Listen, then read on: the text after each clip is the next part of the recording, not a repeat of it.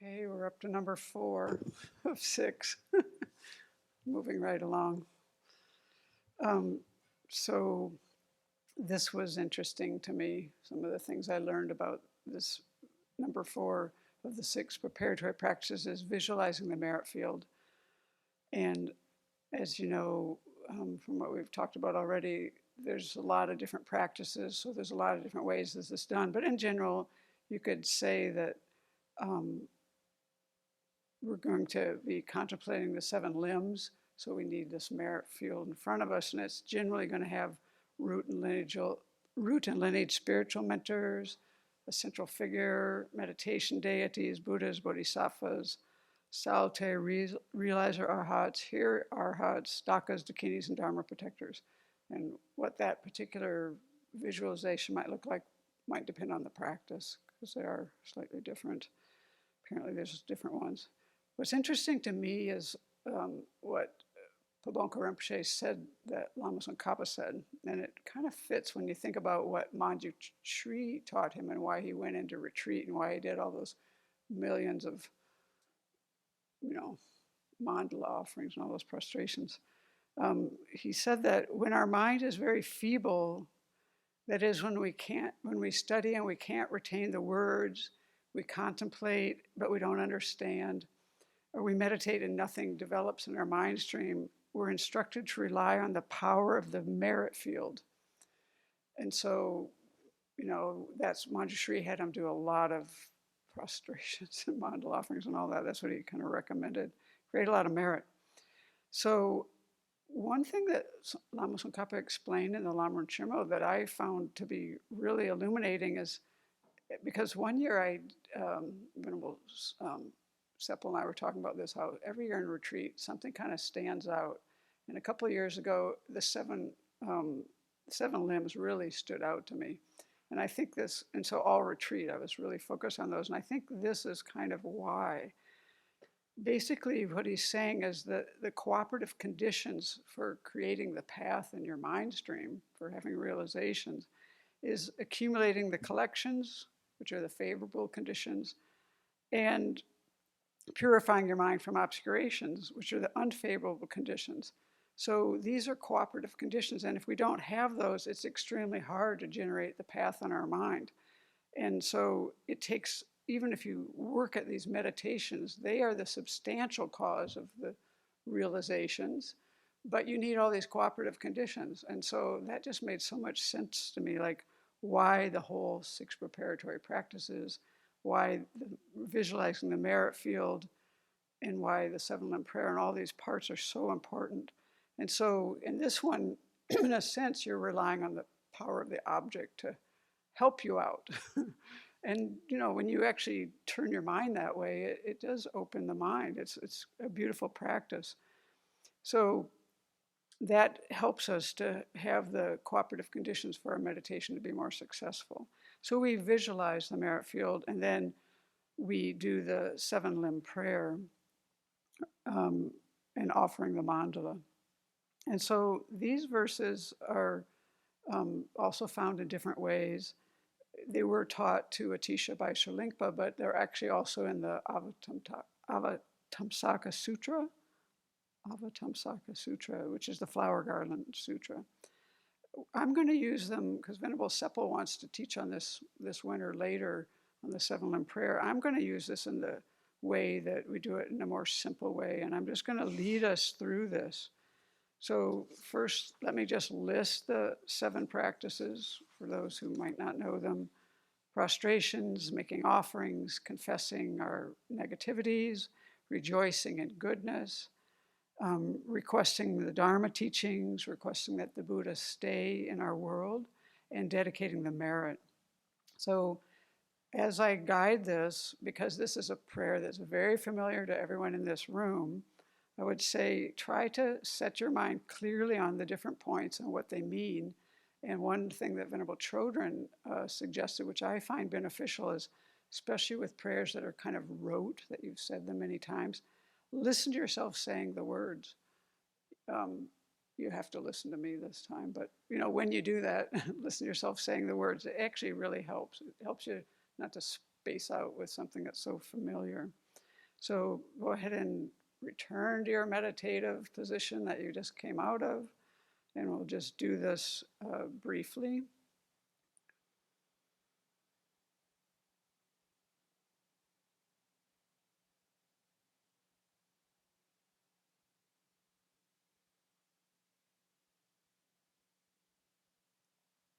Reverently, I prostrate with my body, speech, and mind. So imagine that you and all the sentient beings around you, filling infinite space, are making prostrations to the Buddha. And here you're using your body, your speech, and your mind to do that.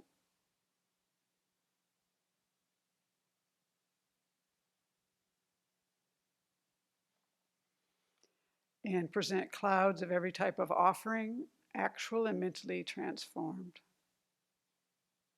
So imagine everything beautiful in the universe, every object that you can imagine, things that you've seen, things that you can imagine, and just fill the sky with these lovely offerings. You can even think of people and things you're attached to and offer those to the field of merit.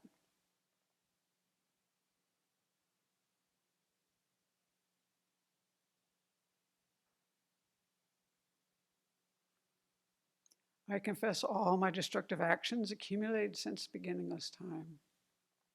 So here, when you have time, you can do a glance meditation or a longer meditation on the 4 opponent powers. Regret, taking refuge, and generating bodhicitta. The determination not to do that action again, and engaging in a remedial action.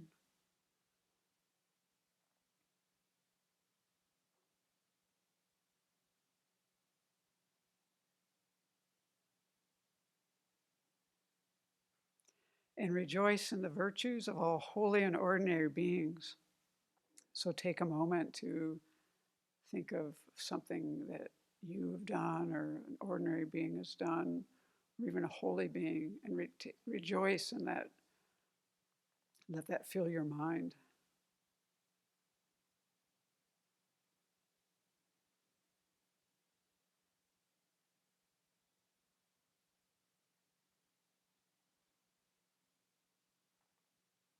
Please remain until cyclic existence ends. So now you offer a golden double dorje symbolizing long life to the field of merit. You're requesting them to live long and to always be a part of your life.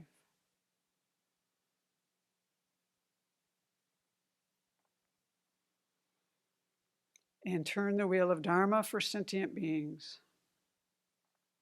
So offer a 1,000-spoked Dharma wheel, golden in color, to the field of merit. Request them to teach the Dharma and to guide you in your practice.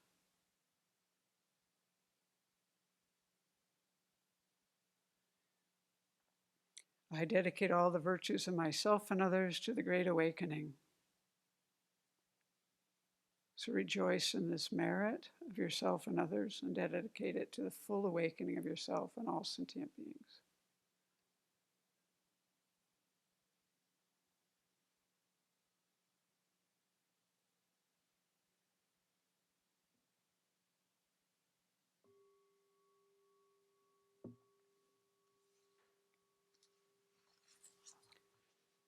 So just a few things to say about these different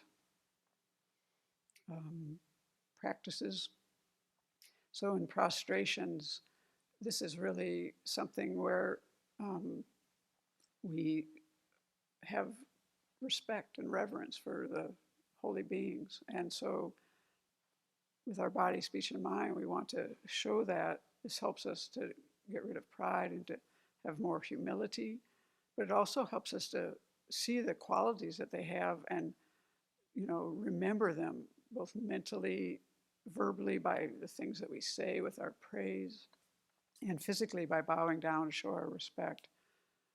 So what we're really doing here is we're seeing what we're going to become and trying to increase our aspiration for that. And by reducing any pride or having more humility, we'll be more of an open vessel for that actually to happen.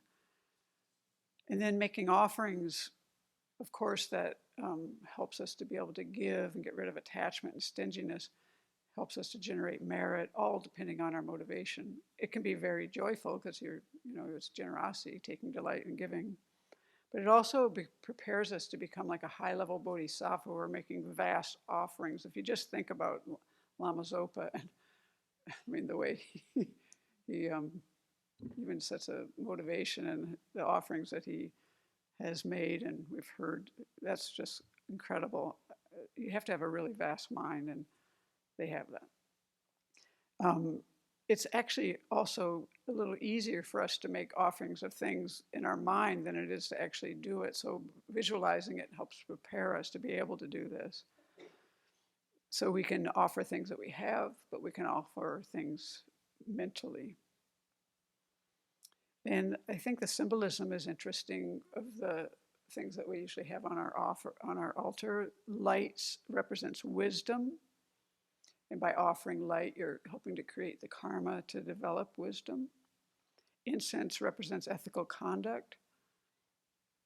Flowers represent offering virtue. It also helps a person to think about impermanence because they always fade away.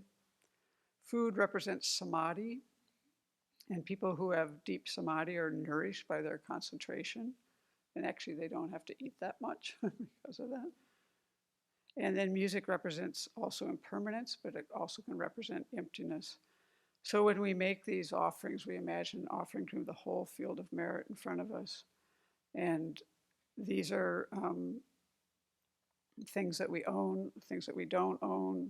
We can also offer, the greatest offering actually is our Dharma practice and the virtue that we've created. So we'll do the confessing negativities, and then I think we'll try to finish this the next time. So the four opponent powers, are a practice that we do every day, and everyone here is very aware of the powerful impact on your mind. When you do the 7-limb prayer, it doesn't take long to just do, like I call it a glance meditation, because you've already fulfilled most of the other ones. You've already taken refuge. You've already generated bodhicitta.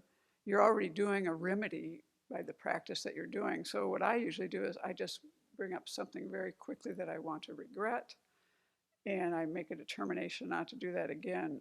And it's not hard to come up with things that that are either in your day or things that are more habitual problems.